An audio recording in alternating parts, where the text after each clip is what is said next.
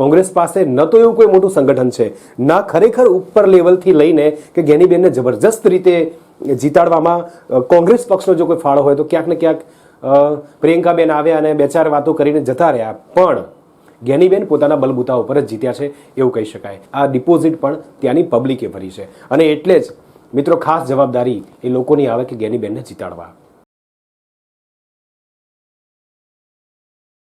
નમસ્કાર દર્શક મિત્રો, દીવાદાંડીમાં હું પરેશ લીંબાચી આપનું સ્વાગત કરું છું. લોકસભાની ચૂંટણીઓ પૂર્ણ થઈ ચૂકી છે, એનું રિઝલ્ટ પણ આવી ચૂક્યું છે.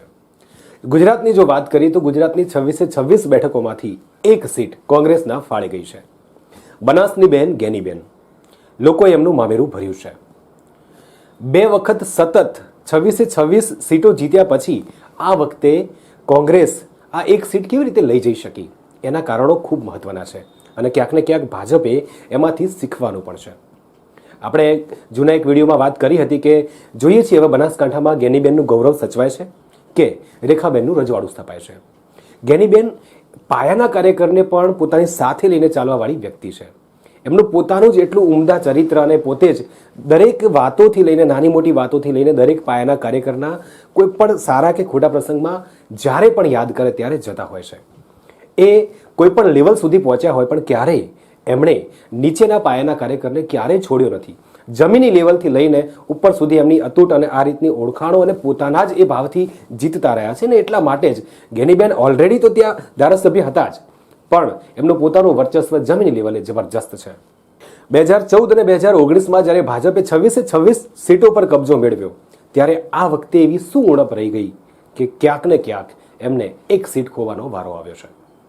દર્શક મિત્રો, જ્ઞાનીબેન એ પોતે એક એવું વ્યક્તિત્વ છે જેને પોતાનું આખું બનાસકાંઠા પોતાની દીકરી તરીકે માને છે.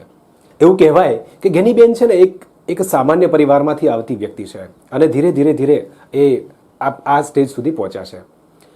પોતાની આ લોકસભાની ચૂંટણી માટેની ડિપોઝિટની જો વાત કરવામાં આવે તો ત્યાંના લોકોએ એમનાથી બનતા પ્રયત્નો કરીને એમની આ ડિપોઝિટ પણ ત્યાંની પબ્લિકે ભરી છે અને એટલે જ મિત્રો ખાસ જવાબદારી એ લોકોની આવે કે જ્ઞાનીબેનને જીતાડવા. બનાસની બેન જ્ઞાનીબેન, આ સૂત્ર આ લોકોએ જ સાર્થક કર્યું છે.